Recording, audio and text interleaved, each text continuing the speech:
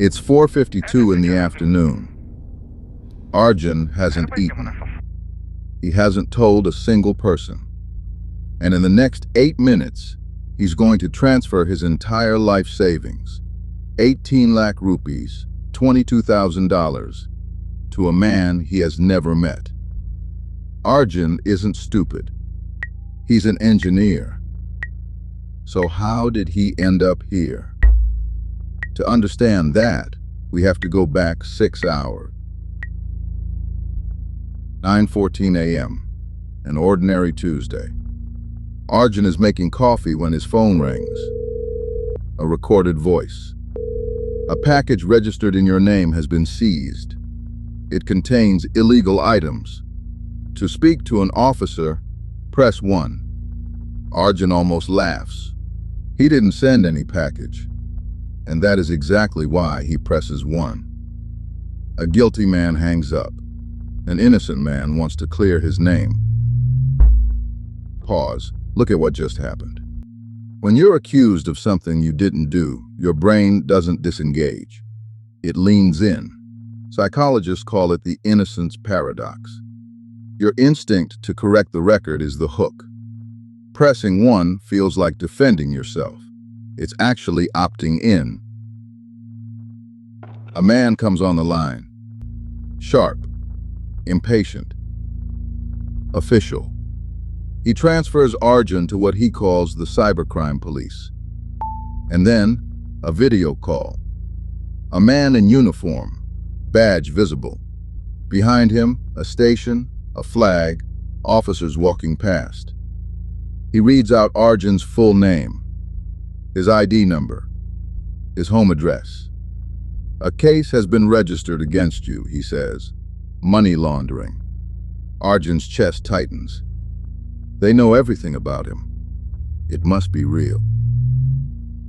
Authority bias. In the 1960s, psychologist Stanley Milgram showed that ordinary people will do extraordinary things when instructed by a uniform. We are wired to obey authority before we verify it. But look closer. The uniform is a costume. The station is a digital backdrop. And your personal details? Leaked data, bought online for pennies. Knowing everything about you proves nothing. It just feels like proof. The officer shares a document. An arrest warrant. Arjun's photograph on it. Words like non-bailable, narcotics. Then, the sentence that changes everything. Mr. Mehta, you are now under digital arrest. You will remain on camera until this investigation concludes. Leave this call and physical arrest follows. Here is what Arjun doesn't know. Digital arrest does not exist. No law anywhere in the world allows police to arrest you through a video call. But fear has already done its job. The amygdala hijack.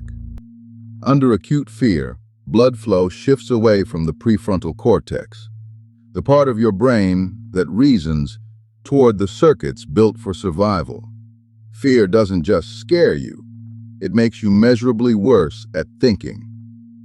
The countdown, the warrant, the raised voice. None of it is anger.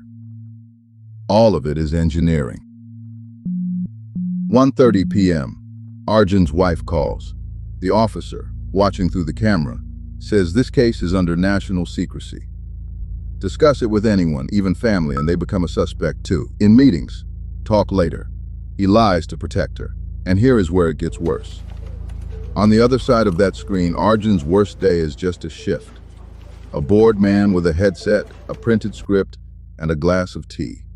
The same performance, 40 times a day. Isolation. Every cult, every con, every abusive relationship runs on the same rule. Separate the target from their reality checkers. Say the story out loud to another human being, and it collapses. Scammers know this. Cutting you off isn't a side effect. It is the strategy. 4:30 p.m., 7 hours in, and now the door out. The officer's voice softens. We believe you may be innocent. To verify your funds are not linked to the case, transfer them to a supervised account. Verified within 24 hours. Fully refundable. Notice what they never say. They never say, give us money. They say verify, secure, refundable. After 7 hours of terror, this doesn't feel like a demand. It feels like rescue.